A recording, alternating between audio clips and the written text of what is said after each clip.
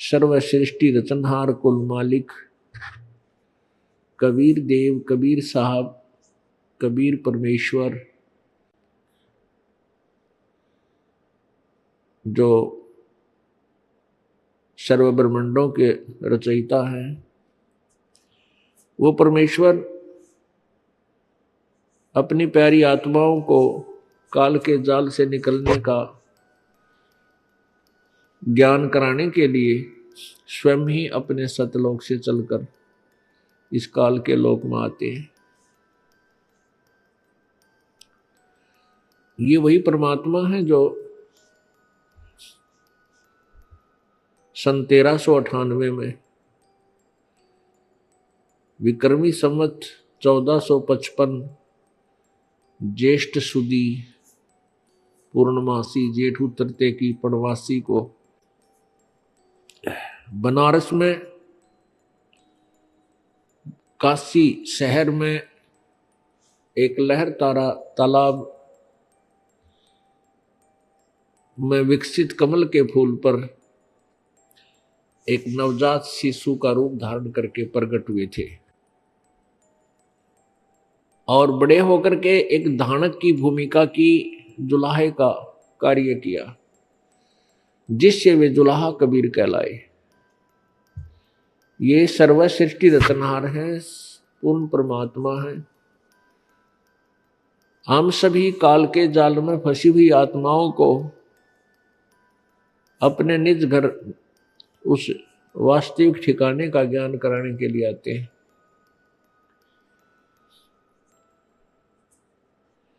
पुण्यात्माओं, मनुष्य जीवन इस प्राणी को बहुत ही पुण्य कर्मों से प्राप्त होता है और कभी कभी ये दाव लगता है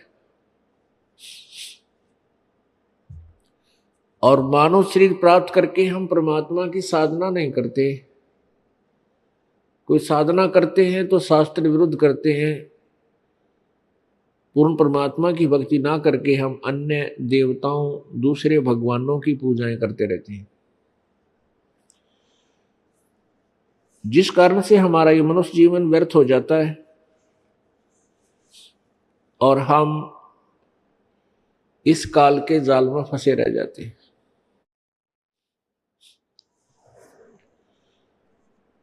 कारण यही रहता है कि हम तत्व ज्ञान से अपरिचित हैं। तत्व ज्ञान को ये काल भगवान विनाश करा देता है, समाप्त करवा देता है। काल भगवान कौन है? काल भगवान ये वही स्वामी है, प्रभु है 21 ब्रह्मांड का, जो गीता जी अध्याय नंबर 11 के श्लोक नंबर 32 में स्वयं कह रहा है कि अर्जुन, मैं काल हूं और अब प्रवृत्त हुआ हूं, अब आया हूं इन सभी सेनाओं का नाश करने और करवाने के लिए। पुण्यात्मा, एक विचार करने की बात है कि श्री कृष्ण जी काल नहीं थे। श्री कृष्ण जी ने कभी पहले अपने आप को काल नहीं कहा, बाद में कभी अपने आप को काल नहीं कहा।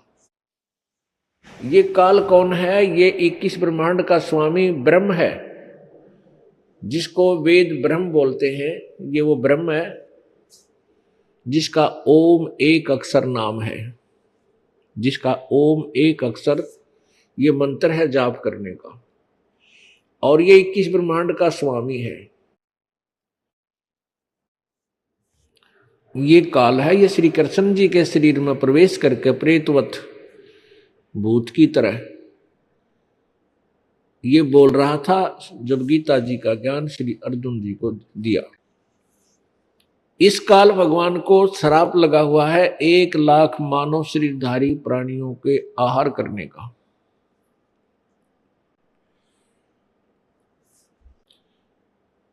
और जिस कारण से ये सभी प्राणियों को वास्तविक ज्ञान से अपरिचित रखता है, अपने नकली झूठे संत बनाकर शास्त्र विरुद्ध साधना को आपके हृदय में जचा के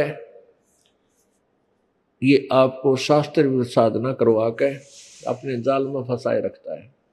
इसको चिंता बनी रहती है कि यदि इन प्राणियों को सच्चाई का पता लग गया, ये सभी भाग जाएंगे और तेरे लोक में कोई नहीं रहेगा। इसलिए ये एडी से लेकर चोटी तक का जोर लगा रखा है इसने कि कोई भी प्राणी सच्चाई से परिचित ना हो जाए।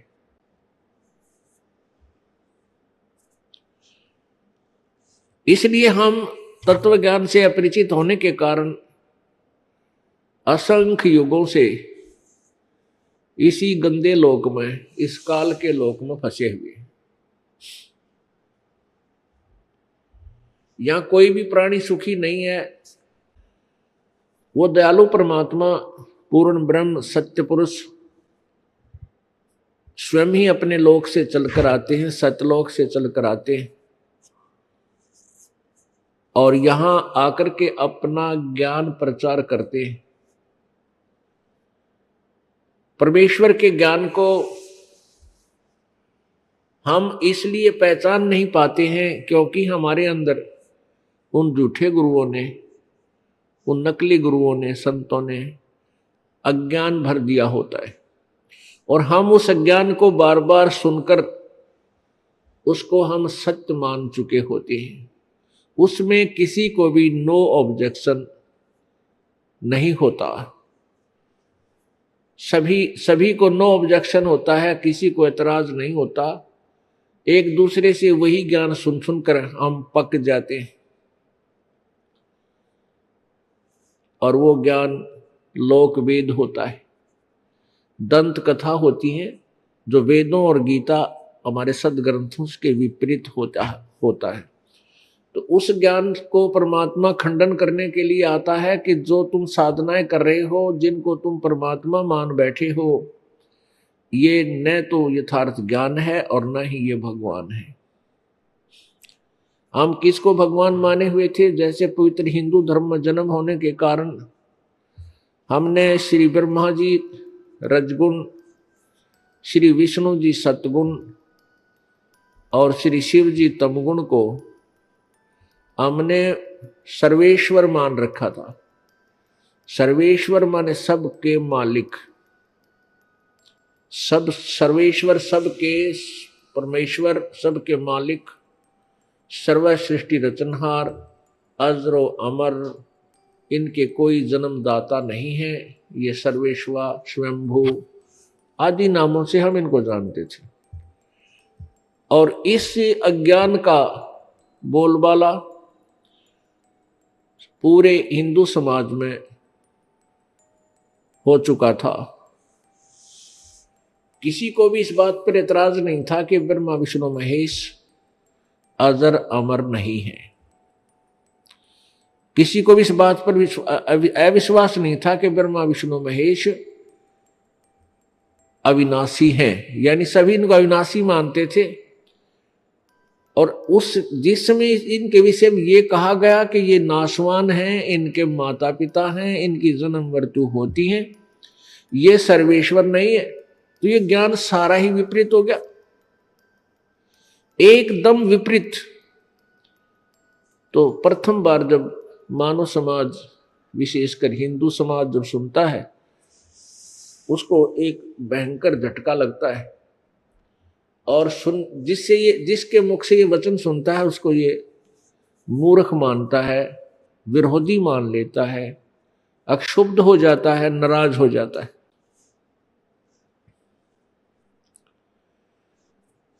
तो इस बात का निर्णय कहां से हो कि जो हमने पहले ज्ञान सुना वो ठीक है या जो वर्तमान में हमने परमेश्वर कबीर जी से सुना वो ठीक है? इसका निर्णय होगा श्री ब्रह्मा जी, श्री विष्णु जी तथा श्री शिव जी की जीवनी के पढ़ने से। और जिस जीवनी को, जिस ग्रंथ में वो जीवनी लिखी है, उसको हिंदू समाज एथेंटिक मानता है। उसको वास्तविक मानता है, यथार्थ मानता है कि उसमें कोई जो है ना मिलावट नहीं है, वो सत्य है, तो उससे वो अब यहां समस्या आती है कि जो जीवनी भगवानों की लिखी हुई थी और हम उनको सत्य मानते हैं, उनमें आज भी लिखी हुई है, तो हमें ये दंत कथा कहां से सुनने को मिली? ये उन अज्ञानी काल प्रेरित उन संतों से मिली जिनको अपने ही सदग्रंथों का ज्ञान नहीं था। अब उनमें ऐसे महापुरुषों में कौन कौन है? सतयुग से ही ये बिजली गिरी हुई है। सतयुग में सतयुग के जो ब्राह्मण थे, ऋषि थे, वो भी इस ज्ञान से अपरिचित थे। फिर त्रेता, द्वापर और कलयुग के महर्षियों को तो फिर अब कहें क्या। ब्रह्मा विष्णु महेश भी अपनी स्थिति से अपरिचित थे कि तुम किसकी साधना कर रहे हो, वो तत्व ज्ञान से अपरिचित थे कि तुम किसकी साधना कर रहे हो और इससे लाभ क्या होगा।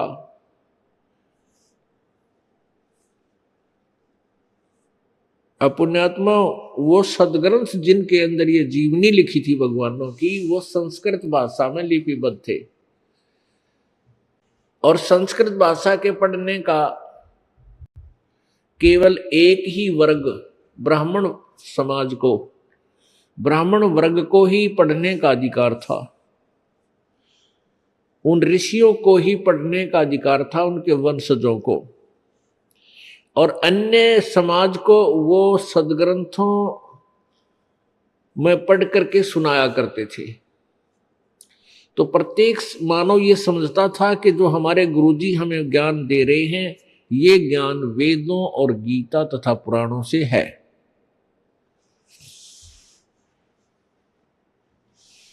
इसलिए किसी भी व्यक्ति को ऑब्जेक्शन नहीं हुआ, कोई ऐतराज नहीं हुआ जो उन्होंने हमें दंत कथा सुनाई। वो दंत कथा यही थी कि ब्रह्मा विष्णु महेश अविनाशी हैं, सारी सृष्टि के रचनहार हैं, इनके कोई माता पिता नहीं है। तो इससे हम निसंशय होकर के इन्हीं भगवानों की पूजाओं में आरूढ़ हो गए। कुछ चंद व्यक्ति जो वर्तमान में हैं, वो केवल ब्रह्म साधना करते हैं और ब्रह्म से ऊपर वो किसी भगवान के विषय में जानते भी नहीं। अपुण्यात्माओं, तीन परमात्मा है, एक ब्रह्म, एक परब्रह्म, एक पूर्ण ब्रह्म। इन्हीं को दूसरे शब्दों में ईश्वर, परमेश्वर,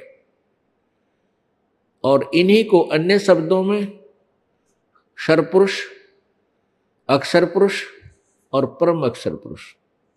इन्हीं तीन भगवानों को अन्य शब्दों में क्षर ब्रह्म, अक्षर ब्रह्म और परम अक्षर ब्रह्म, ये इनके तीनों भगवानों के पर्यायवाची उपमात्मक नाम है। अब ब्रह्मा विष्णु महेश की साधना से जीव अमर नहीं हो सकता। अमर मीन जन्म मरण से पूर्ण रूप से छुटकारा नहीं हो सकता, क्योंकि ये स्वयं भी नाशवान है। ब्रह्मा विष्णु महेश का भी जन्म मृत्यु होता है। अब यहां शंका उत्पन्न होगी, जो प्रथम बार इन वचनों को सुनता है वो पुण्यात्मा एकदम जो है दुखी हो जाता है कि भी ये गलत बात कह रहे हैं महात्मा। ब्रह्मा विष्णु महेश के विषय में हमने कभी देखा ना सुना कि ये नाशवान है। तो यहीं से बात बिगड़ जाती है, फिर वो और वचन सुनने को तैयार नहीं होता। पुण्यात्माओं, सत्य जो है वो कड़वी होती है और उसको आपने स्वीकार करना चाहिए। जैसे रोगी होता है, बुखार है, किसी को मलेरिया हो गया, तो मलेरिया के रोगी को कुनीन खानी पड़ेगी, चाहे किसी प्रकार खावे, राजी होकर खा ले, चाहे दुख पाकर खावे। और जब तक वो कुनीन नहीं खा लेगा उसका रोग नहीं कटे, भयंकर बढ़ जाएगा। तो पुण्यात्माओं, यह सच्चाई है। जो दास आपको कुनीन दे रहा है, ये कड़वी दवाई है, इसको सहर्ष स्वीकार करो और इसको खा के देखो। अब इसके लिए कि ये सच्चाई है,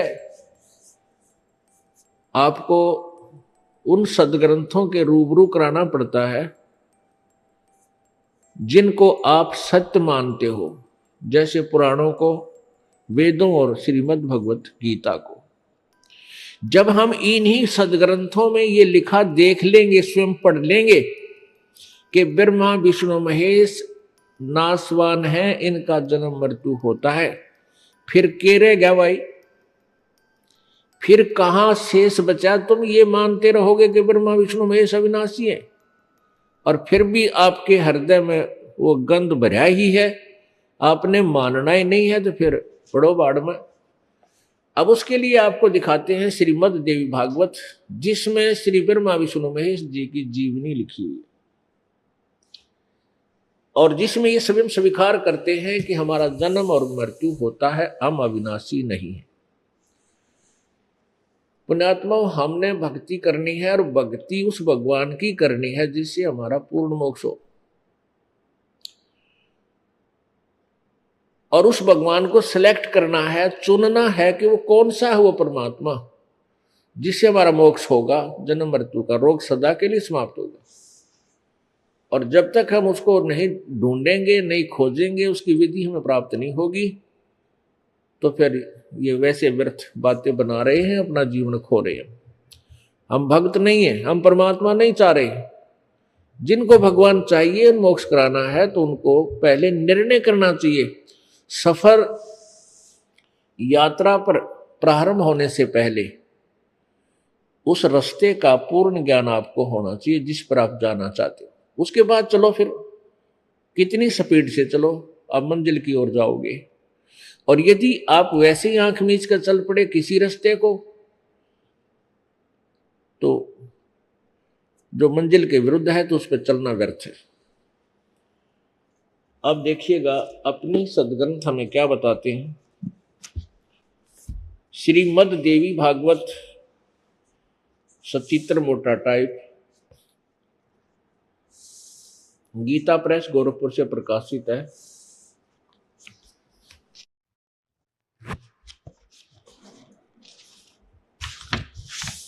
श्रीमद् देवी भागवत, संपादक है हनुमान प्रसाद पोदार, चिमन लाल गोस्वामी। कहां से प्रकाशित है?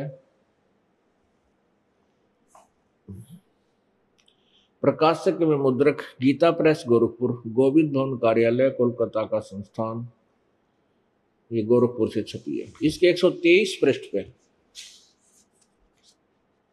ये देखिएगा, 123 पृष्ठ पे तीसरे स्कंद में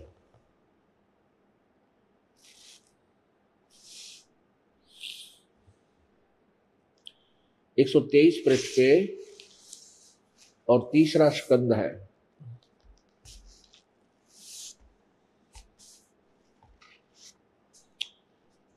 इसमें क्या लिखा है? विष्णु भगवान अपनी माता दुर्गा की महिमा कर रहे हैं। तुम शुद्ध स्वरूपा हो, यह संसार तुम्ही से उद्भासित हो रहा है। मैं विष्णु, मैं ब्रह्मा और शंकर, हम सभी तुम्हारी कृपा से विद्यमान है। हमारा आविर्भाव मीन जन्म और तिरोभाव मीन मृत्यु। हमारा तो आविर्भाव और तिरोभाव अर्थात जन्म मृत्यु हुआ करता है। केवल तुम ही नित्य हो, जगत जननी हो, प्रकृति और सनातनी देवी हो। ये तो विष्णु जी बोले। अब शंकर जी के बोल सुनो। भगवान शंकर बोले, देवी यदि महाभाग विष्णु तुम्ही से प्रकट हुए हैं तो उनके बाद उत्पन्न होने वाले ब्रह्मा भी तुम्हारे ही बालक हुए। फिर मैं तमोगणी लीला करने वाला शंकर क्या तुम्हारी संतान नहीं हुआ? अर्थात मुझे भी उत्पन्न करने वाली, जन्म देने वाली तुम ही हो। शिवे, संपूर्ण संसार की सृष्टि करने में तुम बड़ी चतुर हो। इस संसार की सृष्टि, स्थिति और संहार में तुम्हारे गुण सदा समर्थ हैं। उन्हीं तीनों गुणों से उत्पन्न हम, रजगुण यानी हम ब्रह्मा विष्णु और शंकर, यानी रजगुण ब्रह्मा, सदगुण विष्णु, तमगुण शिव शंकर, नियमानुसार कार्य में तत्पर रहते। इससे 3 कंसेप्ट क्लियर हो गए। प्रथम तो ये कि ब्रह्मा विष्णु महेश नासवान है, अविनाशी नहीं है, इनकी जन्म और मृत्यु होता है। और दूसरा ये हो गया कि इनकी माता दुर्गा है। और तीसरा ये हो गया कि रजगुण ब्रह्मा है, सतगुण विष्णु, तमगुण शिव जी। अब ये स्पष्ट हो गया कि ब्रह्मा विष्णु महेश अविनाशी नहीं है, ये मृत्युंजय नहीं है, ये कालज्ञ नहीं है। यदि हम इन भगवानों की भक्ति करेंगे तो हम भी पूर्ण मोक्ष प्राप्त नहीं कर सकते। इनकी साधना से हमें लाभ नहीं, क्योंकि हमें चाहिए पूर्ण मोक्ष। पूर्ण मोक्ष का अर्थ है कि हम सदा के लिए जन्म मृत्यु से छुटकारा पावें। जैसे गीता जी अध्याय नंबर 15 के श्लोक नंबर 4 में कहा है कि अर्जुन,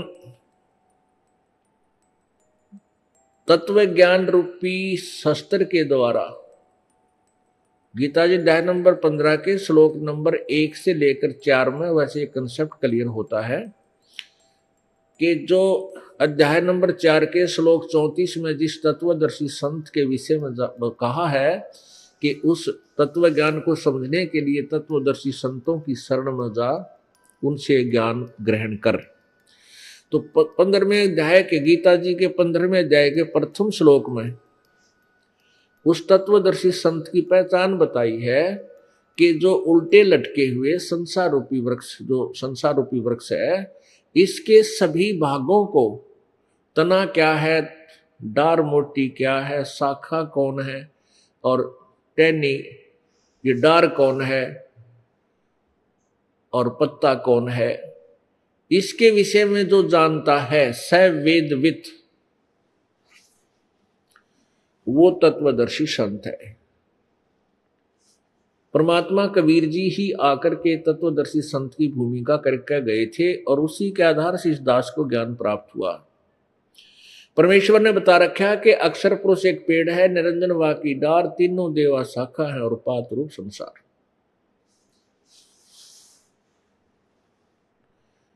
जमीन से बाहर जो पेड़ नजर आता है, वृक्ष नजर आता है, जमीन से बाहर जो हिस्सा इसका नजर आता है एक वृक्ष का, उसको बताते हैं अक्षर पुरुष एक पेड़ है, निरंजन वा की डार, तीनों देवा शाखा है और पात रूप संसार। अक्षर पुरुष कहते हैं इस परब्रह्म को। ये तो समझो तना है, आगे चल के एक मोटी डार निकलती है उसमें वृक्ष से, वो समझो ज्योति निरंजन ब्रह्म है ये। और उस डार के फिर 3 शाखा हो, वो रजगुण ब्रह्मा, सतगुण विष्णु, तमगुण शिवजी रूपी शाखा समझो, और पात रूप संसार। और जो नीचे जड़ मूल जमीन में छुपी हुई है, हिडन है, प्रोक्स है, वो परम अक्षर ब्रह्म है, वो पूर्ण ब्रह्म है, सारी सृष्टि का आश्रयदाता है। गीता जी अध्याय नंबर 15 के श्लोक नंबर 16-17 में इन तीनों का ही विवरण है। एक क्षर पुरुष, एक अक्षर पुरुष, ये 16वें श्लोक में कहा है कि और इन्हीं के, ये 2 भगवान हैं, 2 प्रभु हैं, इन्हीं के श्री ब्रह्मांडों में, इनके अंतर्गत जितने प्राणी हैं वो सब नाशवान हैं, लेकिन जीवात्मा अमर है। सभी की, कुत्ते की, गधे की, इन सब की अमर है, लेकिन सभी प्राणी नाशवान हैं। और 17वें श्लोक में 15वें अध्याय के में गीता जी में कहा है कि वो उत्तम पुरुष तु अन्य परमात्मा इति उदारते, यह लोक तरम आविश्य विवर्ती अवैश्वर है। जो इन वो वास्तविक अविनाशी और श्रेष्ठ भगवान वास्तविक प्रभु तो इन ऊपरले श्लोक नंबर 16 में वर्णित दोनों प्रभुओं से अलग है। तो गीता जी अध्याय नंबर 15 के श्लोक नंबर 1 में कहा है कि उस जो इस ब्रह्मांडों इस संसार रूपी वृक्ष के सभी विभागों को अलग अलग बताएगा कि ये तना कौन भगवान है, डार रूपी कौन भगवान है, शाखा रूपी कौन प्रभु है और पत्ता रूपी कौन है। स वेदवित, यह वेद स वेदवित, जो ये जानता है वो वेद के तात्पर्य को जानने वाला है, अर्थात वो तत्वदर्शी शब्द। तो गीता जी अध्याय नंबर 15 के 3 और 4 में यही कहा कि अर्जुन, जब वो तत्वदर्शी संत मिल जावे, उससे आपको पूर्ण ज्ञान हो जावे, फिर तत्व ज्ञान रूपी शस्त्र के द्वारा इस अज्ञान रूपी उलझी हुई गुत्थी को काटकर तत्पश्चात उसके बाद उस परमेश्वर के परम पद की खोज करनी चाहिए, जहां जाने के बाद साधक फिर लौटकर संसार में कभी नहीं आता। अर्थात वो पूर्ण जन्म मृत्यु से सदा के लिए छुटकारा पा लेता है, पूर्ण मोक्ष प्राप्त कर जाता है। और वो जिस परमात्मा ने उस परमात्मा की खोज करनी चाहिए जिस परमात्मा ने सभी संसार रूपी वृक्ष की रचना की। और गीता ज्ञानदाता कहता मैं भी उसी की शरण हूं। फिर गीता जी अध्याय नंबर 18 के श्लोक नंबर 62 में कहा कि अर्जुन तू सर्वभाव से उस परमेश्वर की शरण में जा, जिसकी कृपा से तू परम शांति और शाश्वत स्थान यानी सनातन परम धाम को प्राप्त होगा, सतलोक चला जाएगा।